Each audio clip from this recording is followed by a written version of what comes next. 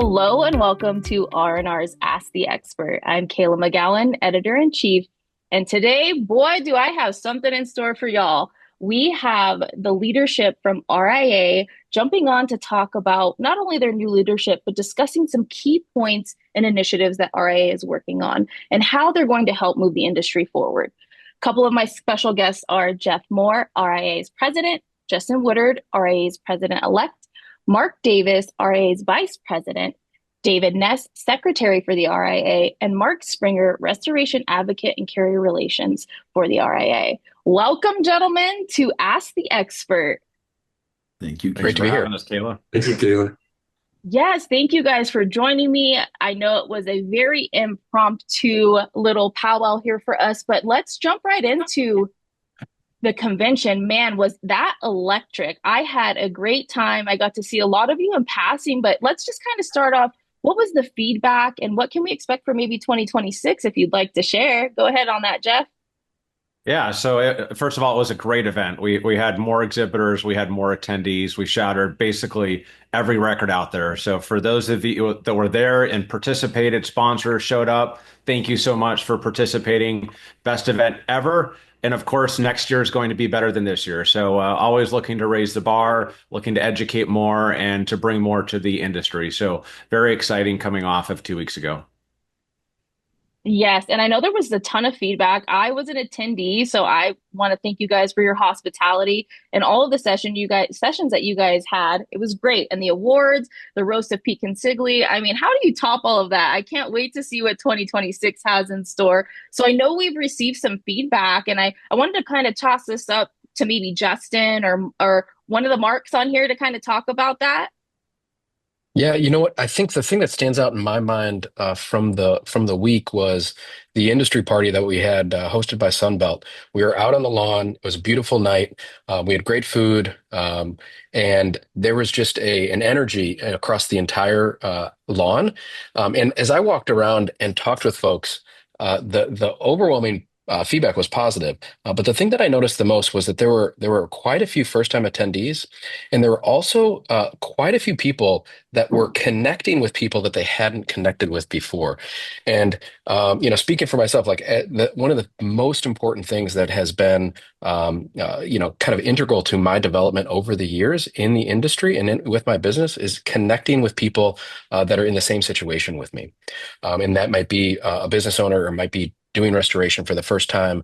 It might be learning something new. But when you have a group and when you feel a part of a group, I think there's a connection that comes out of that. And you want to do better. You want to reach out. You want to be connected with people. And in our industry, that's so important because we all know we need help from time to time because things get overwhelming when there are certain events and we're trying to help the communities that we live in, and we can't always do that by ourselves.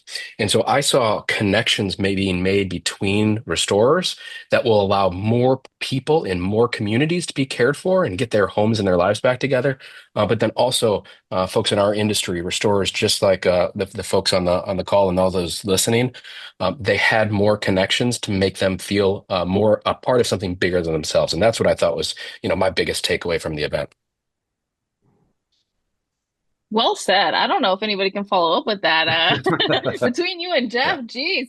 Uh, but I think everybody on this call is feeling the exact same way. And I think the biggest thing out of all of this is just the collaboration, the family that we've all formed, and how we all want what's best for the industry was really echoed at the RIA this year. And it's always been, but I just felt like this year was just so electric. I don't know if it was the location or just everybody on the same wavelength, but it was really great.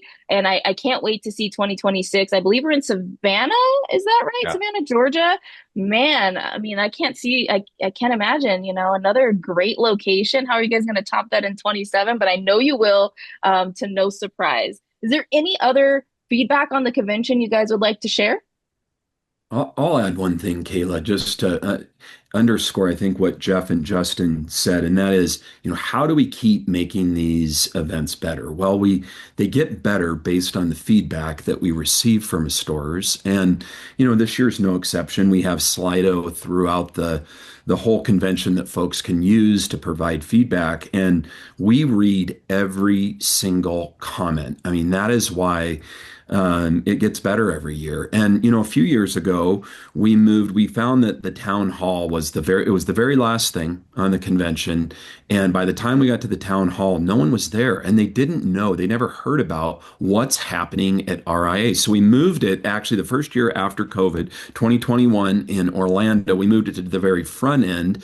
And the amazing thing is, because the board's done such an incredible job, the amount of information to articulate to the membership about what's happening is just it's so substantive that it's gotten rushed. And so some of the feedback that we got that I know we're excited to address next year is to really make the town hall more of two distinct pieces. One is where we can update the membership about what's happening, because there's so much. I mean, the amount of stuff that's happening on behalf of restorers is incredible. But then we kind of the downside of having so much stuff is that we don't have the opportunity to have the true town hall spirit of interaction from our members, hearing from them with hot mics. We're not afraid of hot mics. We're not afraid to address difficult stuff in person. So I see that next year, there's some discussion about splitting those, and having, a very substantive update followed by a town hall where people can be, interacting, with tough questions, to the leadership and the people that are directing this. So, that's some good feedback. And I actually look forward to that next year, about being able to have that, really organic, member connected, member centric interaction next year. I think that'll be a really big takeaway for next year. That's really key. I think evolution is key too. And I think dividing and conquering is key, right? Because though you had the town hall, you guys have now realized that there maybe needs to be two focus areas that need the same amount of time, right? So that Mhm. questions are answered and also key initiatives are shared, right? We know that there's not a standard three bullet point initiative for the RIA. You guys are always working on several initiatives at once. And so I think that's really key. And I think people want to hear that, right? We are catering to what our industry needs, and that involves, taking something and just molding it a little differently along time. Mhm. So thank you guys for that. I look forward to 2026. I think Georgia is a beautiful place, and the energy will be just as electric. I already know. So we wanted to dive into a couple of key things that the RIA is working on, but I wanted to start with the task force. I'll toss this up to you, Jeff, if you can kind of give an overview of what that is and why we're talking about it. So for those, we've got a bunch. First of all, we've got a bunch of task force and a bunch of committees. So ultimately, we are all volunteers. We all do this for free. If anything, it actually costs money to be on the board because you've got to pay for flights and hotels. So this is definitely a free giving back to the industry. So for anyone looking to get involved, you don't have to be the next president. You got to start with joining a volunteer, whether you've got a marketing, a social background, you like government affairs, pricing, AGA. There is a home for you as long as you're a willing and able participant that's willing to show up to a Zoom on a monthly basis. That's not a big ask. So I'd like to maybe kick it over to maybe a couple of our task force. I'd like I don't know, maybe David, you want to go first on, talk a little bit about education? Yeah, absolutely. I'll actually comment on a couple things that I think ties in well to what Jeff is talking about and also the convention. I was able to be a part of a presentation at convention where we covered a lot of the latest and greatest with what's going on with the various committees and task forces. So we heard from independent pricing, the education committee, the legislative task force, talked a little bit about the affinity programs, and then I specifically talked about the AGA Academy, which I co-chair with Kelly Dolan. So I'll speak to that one, but I thought that session at convention was a really good one to basically let everybody know the hard work that's going into these various committees. I'm really impressed. I've been involved in the RA for many years. The last couple of years has been my opportunity to really get deep into the weeds with what we're working on, and there's a lot of hard work going into these various committees and task forces. So to speak specifically to the AGA Academy Task Force, which is a newer one, we are working to provide education to the industry on the work that the AGA is doing with the RIA, so the Advocacy and Government Affairs group. There's a lot of exciting things going on from a big picture perspective, and I'll touch on that in a second. But our Academy Task Force, we've been working on some training resources on position papers that have been worked on over the last 5 to 10 years. We've translated position papers into Spanish and French. I think that's awesome. Some webinar training, stuff like don't become an accidental adjuster in the field. We're right now working on documentation 101.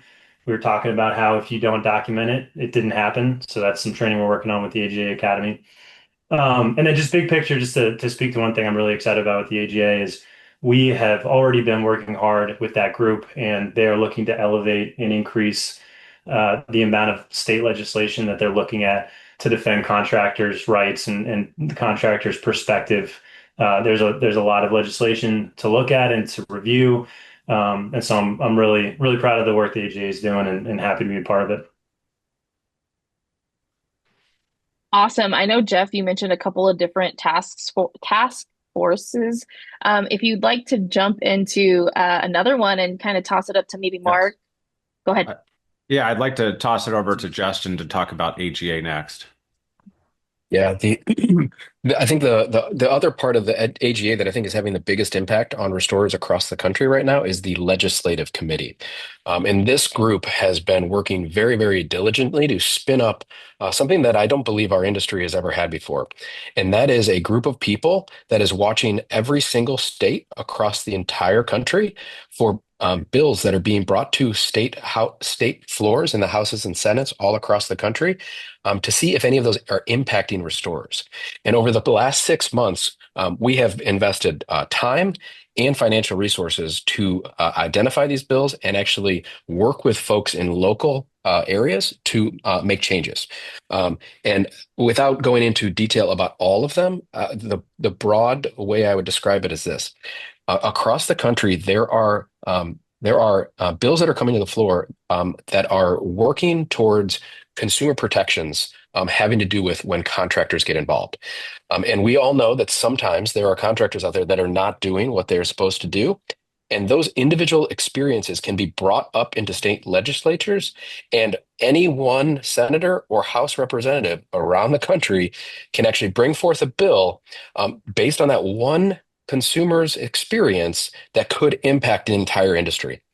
And so what we are doing is twofold. One, we are working with lobbyists to be able to get our language into those bills if they really are, because we want consumer protection. That actually is a benefit for us as restorers, but we need a couple of things. We need emergency services exceptions in a variety of situations. There are bills that are out there that basically are giving consumers the ability to cancel contracts after inside of 5 days. And we all know if you do a water damage project, you're going to be done in 5 days, and we need to be able to get paid and we need protection for that. So an exemption makes sense in those situations. There are other things that are happening where bills are coming to the floor that actually are so counter to the normal process of restoration and insurance that it would actually make the whole thing impossible. And in those cases, we're actually either trying to get those bills rescinded so that something that is appropriate can be brought or canceled completely.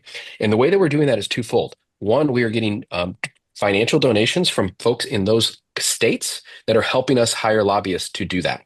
The second way we are doing this, and this is for every single restorer across the country, the most important thing that we can do when these bills come to the floor, we are going to be sending out emails and text messages to our members to say, hey, there's a bill in your state. Would you be willing to go to the Capitol to testify or to share your experience? Here's the situation. These bills come to the floor, and then there are senators and House representatives that are asked to vote on it, and they don't know anything about the restoration industry. And all we actually need to do is show up with a voice, with our experience, and share how things are happening in our real life businesses. And then we are essentially educating them.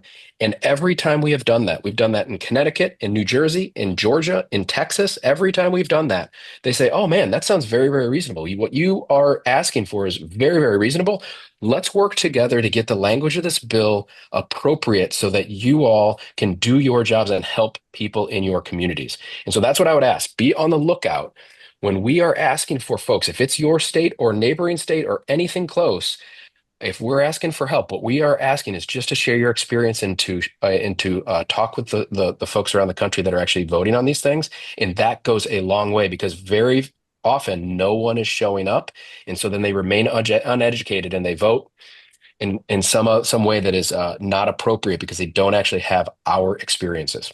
That's what we'll be looking for from the restorers around the country. We will be sending those messages out in grassroots campaigns as they come up throughout the year. And I would say if somebody is not currently on that list or involved with what is going on, how do they get involved and take part in making a difference, not only for our industry, but even for our consumers and kind of protecting us as well? Right, twofold. One, if you are already an RIA member, go onto the RIA website and make sure that your information is up to date. Make sure that your email address is up to date and make sure your phone number is up to date because we will be using our database to feed into this piece of software that looks for all these bills. So update your information. If you are not an RIA member, we won't have your information to be able to send you these opportunities. And so what we would ask is we would love to have you as members. And so you can, certainly sign up at any time online or reach out to any of us or Christy and Nicole are our team behind the scenes really running the show. And they were always willing to help.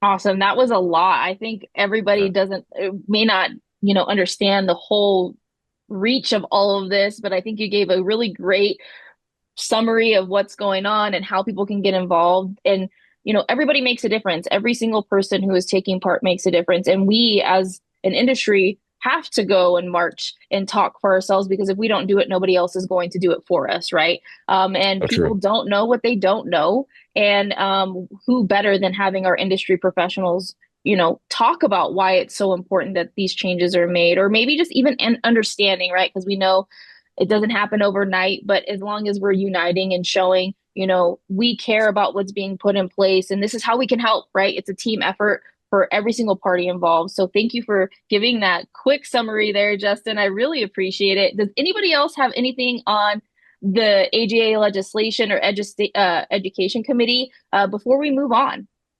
I like to kick it over to, I'm going to date myself, but so Mark Springer leads our carrier task force, co-chaired by Mark Davis. And so I refer to them, at least internally, I don't know if I shared it with them, as Marky Mark and the Funky Bunch. So I think we need to kick it over to the two Marks. Uh, Please, Mr. Springer. Well, so before we do that, I just want to put one underscore under what Justin said, and then I'm going to kick it over to Mr. Davis because he and Jeff Moore actually co-chaired the Carrier Relations Task Force, and they had the vision for why RI needed to address this. So I want before I talk about specifically what we're doing, I'd love for Mark to talk about why we need a Carrier Relations Task Force. But before I do that, Justin said something that's so important about how we need broad restore involvement.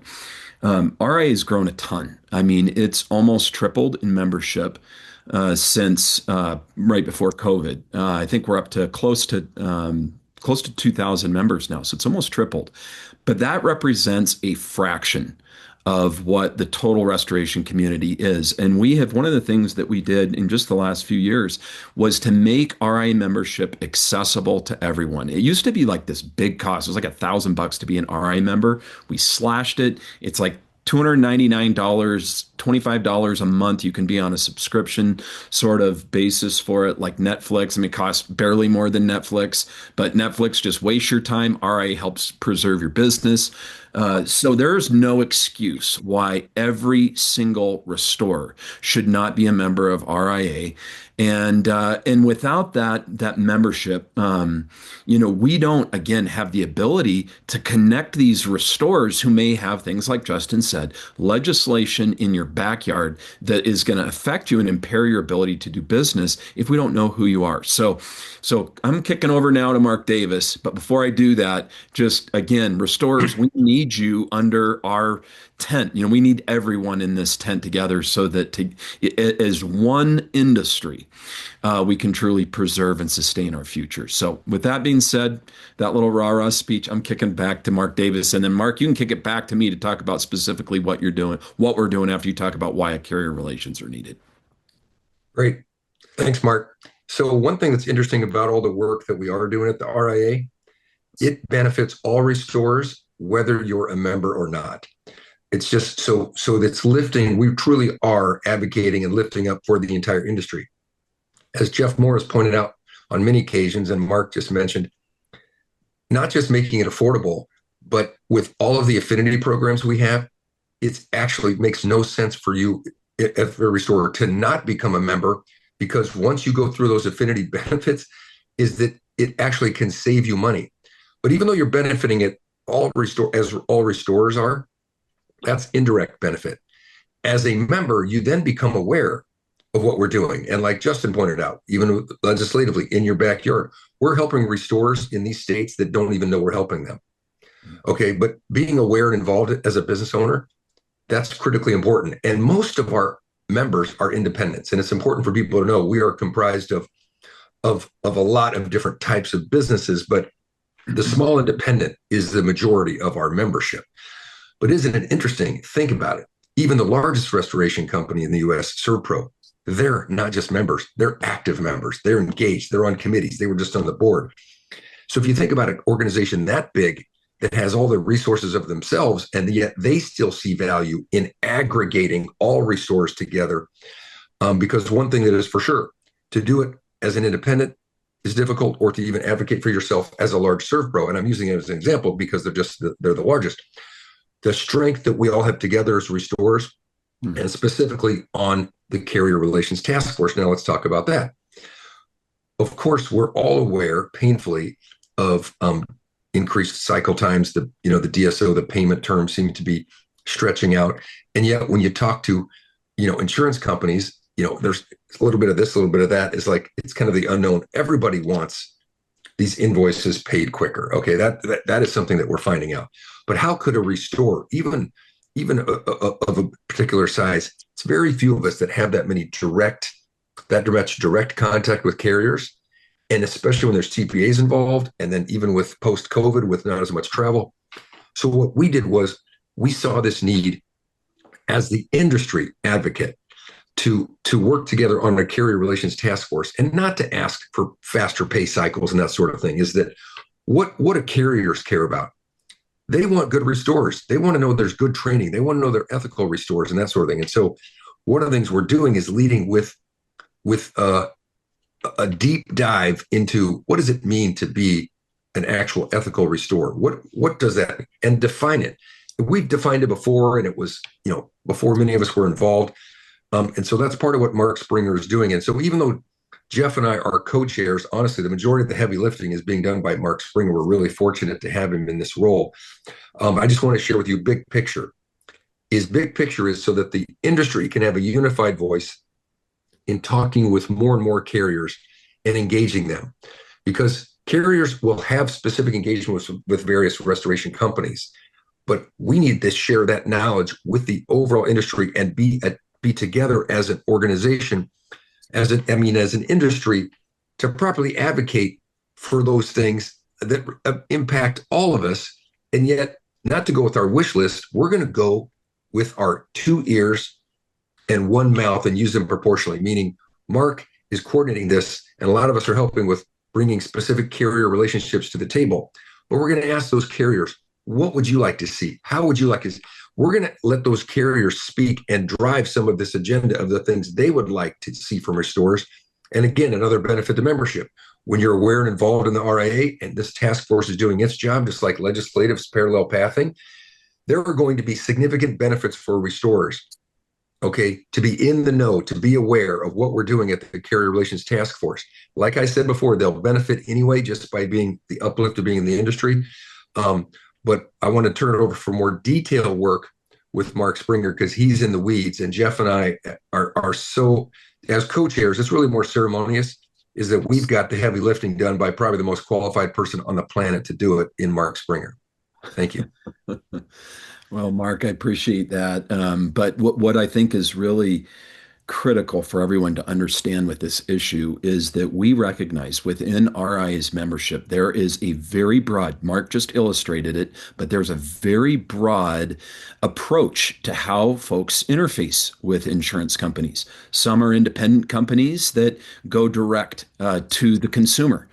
Some are very large companies, like Mark mentioned, that go direct to the insurance carrier. Irrespective of the approach that our members are taking, we know this.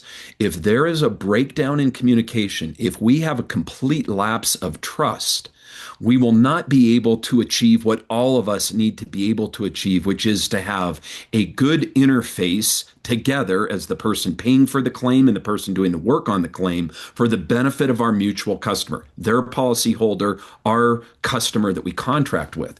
So what we've really seen, and our members have just over and over and over reminded us of this, is that communication is breaking down, which is then resulting in longer and longer payment cycle times. So those payment cycle times have gotten to a place that they're completely unsustainable. We're seeing on commercial claims 150 days to get paid. I mean, that's half a year that you got to be the bank as a restoration company. Again, I don't care if you're a large national company or if you're a small regional company like I was in Montana. Either way, you can't be the bank. That isn't part of how we build our cost structure and we bill for the projects that we do. So we've got to fix this. So as Mark said, and I know this is on Jeff's heart, this is on Justin's heart, this is on David. David and Justin both are with significant independent companies. Mark and Jeff both have national companies that are franchise and national independently held companies. Either methodology that is used. We have to be able to see this communication come together. We have to have a better conduit for communication. It hasn't happened. So we're doing this via a couple different strategies. One was just to, within this carrier relations task force, to identify how do we all, as restoration companies, small and big, how do we all have common ground? So we spent really the first quarter of the year working on this area of identifying common ground. What do we all know that we have to work together on? Then, sort of second to this, and coming out of that, we've seen that there's a real need in our industry to be able to differentiate between good, ethical, long-term sustainable community focused restoration companies, and then the people that just crop up, fly by night, don't invest in education, don't invest in the industry, don't invest in best practices and the things that we all are committed to as RIA members, to see a differentiated approach to how we interface and interact in our communities. And so what we really have seen is that we need to be able to have a strong stance as ethical restorers that not only just adhere to a code of ethics, but that receive deep and meaningful training on that code of ethics throughout our entire organizations, and then a mechanism to be accountable for that through a board of ethics review, and then a way that we can then take this alignment that we have to differentiate from the bad players out in the industry. Because we know this, RIA's members are the best and brightest, the ethical, sustainable companies. We want to be different than what else is out there that actually hurts us and results in what Justin talked about. And that is legislation that crops up based on some of the bad actors that then affect all of us. So our opportunity here is to take a strong stance, to involve the carriers in the communication, to get their feedback, to say, hey, we know that there are challenges in this industry. That's not us, but we want you to help us differentiate in this area. And then we want to work together. Once we have this agreement as to how we work together, how do we moving forward solve these problems for the good and the long-term benefit of the industry? What's happening now? Not sustainable at all. We got to fix that. And it's going to take some time. But the right time to start working on it's now, it's today, and that's what we're doing for our members' benefit. Yeah, and I think that's a great way to really summarize that. I had the opportunity to actually listen to you talk a little bit more at the AGA event in February at ATI, and I think it opened a lot of people's eyes because when you hear what your initiatives are with this specific task force, it could pose a lot of questions, right? And I think that's kind of where people were like, well, how do I get involved? What is this? What is the end goal? And I think you really summarize it up, because what happens is not only are we working with the carrier, essentially, we're also partnering with them to go to legislation. And so it's not just one voice, it's multiple voices to help things be pushed through that are beneficial for not only just us as restorers, but even our end user, right? And I think that's the biggest thing that we all need to look at is our end goal is the consumer's health, happiness back in their home or business. And this is just one key way on how we're going to get that done a little bit more seamlessly than it is now. And I know you said it wouldn't be conducive if we stayed in this state that we are in. And clearly not. 150 days, half a year is insane. And who has the time to do that when you're still trying to take care of the customers who are currently having situations where they need your help? So thank you for elaborating on that. That's extremely important for this industry. And I think it's very similar to AGA legislation. Get involved. You can get involved. There's multiple opportunities. RIA is great at pushing out updates via email, social media, on their website. So take advantage of that. And I think, Mark Davis, you said this well, too. You don't have to be a member, but there are different benefits for being a member and not being a member, right? It's for the industry, but there's also additional benefits in joining the RIA. Before we move on, any other little key points we want to talk about, gentlemen? I know there's so much to cover, so I want to be respectful of everybody's time and make sure we get in what we need to get in. I've got maybe one or two more things. So as the president taking over, I just want to reiterate the goal of the RIA. So our goal, we represent all restorers. So very similar to our political system, we're never going to make 100% of the people happy. The reality is you can win an election. If you can get 52% of the world to like you, then we're doing a good job. So there are things we're going to tackle as long as it impacts all restorers. And although I would not say, looking at the guys on this call, we certainly aren't a very diverse bunch, having 5 dudes, but I promise you, we are a very diverse bunch when you look at our background. So as an example, Justin comes from a 75-year-old business operating in one market.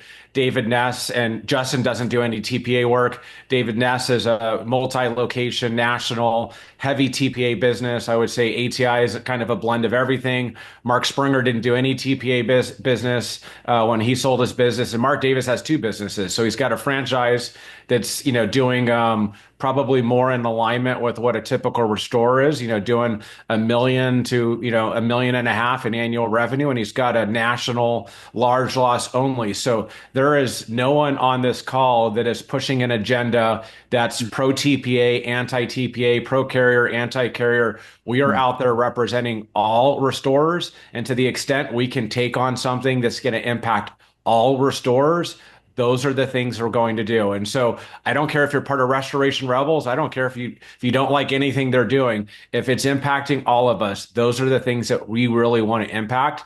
And for us to be successful, unfortunately, we do need you to be members. I need more membership. We need more membership because that allows us to lobby. That allows us to hire a lobbyist. That really allows us to impact your business.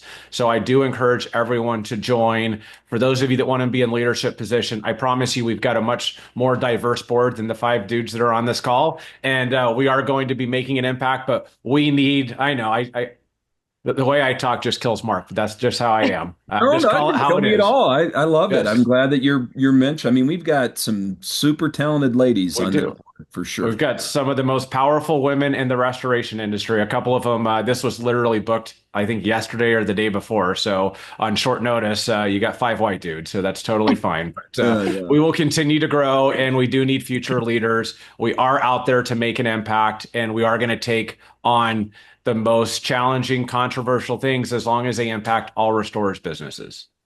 And I will definitely say, just to speak to your points there, Jeff, I know several people who are involved with your committees and just everything that you guys are doing, and it is very diverse. I will say you have people in all different age groups. You have men, women, people who are new in the industry, people who have been in the industry for a really long time. And I think that also plays into the cards of the entire industry. It's not just a one main demographic that we're trying to change. It's for everybody in the industry, whether you're just starting out or you've been in the industry for a really long time. And I would collectively say we've got quite a bit of experience on this call, and everybody has seen similar situations, but maybe some different ones. And I think that's what makes this all very unique is everybody has their own experiences.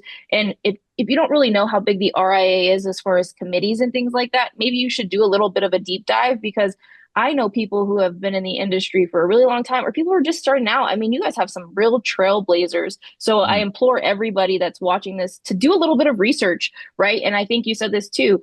It's open to really everybody, especially not just the members, but getting involved. If you want to be involved with these committees and task forces and even the board, there's opportunity. And that's the beauty of this is, yes, it's volunteer time, but it also is a huge impact for the industry. And what better way to leave a legacy than helping the industry advance as a whole, right? That's priceless if you ask me. And I think all of you gentlemen on this call and anybody else on the RIA would definitely say it's for the betterment of the industry. We just happen to be part of the change, right? So there's a couple more things I want to touch on, and one of them is the cost of doing business survey. I know it just launched at RIA, so I'll toss this one up to you, Jeff. I know it's still open, so can you kind of dive into that a little bit for me? Yeah, so for those that haven't done it, the cost of doing business survey, it takes about an hour to do. It needs to be done by someone in a finance or accounting. It could be the owner or general manager if it's a smaller business, but it's a free report. Last year we had 400 people start it. We ended up having about 100 people that were part of the survey. Our goal this year is to get 100 people in Canada, and we'd like to at least triple it in the US. And so in order to do that, we need obviously all of us on this call to do it, but we need everyone in the industry to do it. It is a free report. The RIA invests about $100,000 for our members to do this, to compile the data. We partner with Know-How. But it's only valuable if you do it. So for an hour of your time, you get a report and you get a benchmark on how you're doing, what is the cost of your business compared to others. And you get to see everything from revenue, the cost of your goods, the profitability in your business, the output. It's a beautiful, amazing report that quite honestly, we could probably sell it to someone like a Bain or a PwC, and we could probably sell it for $100,000 just to give them a copy of that report as they've got interest. And we're offering this for free. We just need you to participate. RIA and Know-How are taking care of all the costs. This is another great reason that you want to be a member of RIA, and it's literally an hour of your time and you get a free report. We're not selling this. So in order for us to get more people, we need people to fill it out. It's only open for 6 weeks at launch at convention. So we've got about approximately 4 to 4.5 weeks left. So I really encourage everyone, everyone on this call, everyone listening to please do that and share it with your own firm, but also any competitors in your market that you're friends with. Yeah, and for anybody who's not familiar with it, what kind of topics are you diving into in this particular cost of doing business survey? Just so people understand the importance of it. I think if you read what it is, you may assume, but we know what assuming does to all of us here on this call or anybody that assumes. So can you kind of dive into that for me? You want to take that, Mark? I know you're involved in Know-How. If not, I can try and answer picked it up here too. So okay. This thing is not all the pages are numbered. It's approximately 70 pages. Here it is right here. And here's the sort of things that are covered in this from a benchmarking perspective. I mean, it covers section 1 is just industry benchmarks and performance analysis, a bunch of issues there around the size of your business. You know, if you're wondering like, where does my business fit in the scheme of all the companies that are out there? How many, if I have a company of this size, how many employees are typically in a business of that size? Then it gets into profitability. And I tell you what, it is where if you are going to grow your business and if you are going to operate your business in a way that is going to be able to be, again, I keep using that word sustainable for the future, especially around profit margins, gross profit margins, net profit margins. How much should I be spending on the rent that I have for my business, for example? All these different input costs, so much valuable information there. And then a lot on leadership training and workforce analysis. Is my turnover right? Do I need to do a better job of keeping the talent that I have? How do I relate to other businesses in that regard? Very difficult to grow and scale a business if you don't have really good ability to attract attract and then retain your talent in your company. So all of those areas are addressed, and not just as there's not just data that's put out there. There's actually a lot of information about, based on the feedback that we get, how a restoration company can go about impacting these areas, improving these areas, questions to share with your management team. Super, super valuable resource. I wish that this existed back when I was running my company, 5 years ago. Yeah, that's great. Thank you for diving into that because I think, if people don't know, this is a great way to show them that this is about not just your business, but the industry. And are you doing what's right?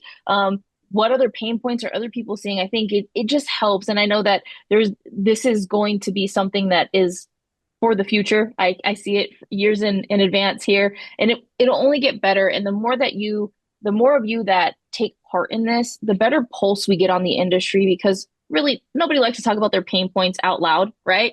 Or, hey, I'm having trouble scaling or I'm having a lot of turnover. Not everybody likes to talk about that. So this gives opportunity to see and kind of grade yourself, right? That's the other thing is how can we make the industry better? And for example, these results help the RIA push additional initiatives, right? Or see where additional pain points are. And again, working for the restorer, if we don't know what the problems are or questions you have, it's impossible to work towards those.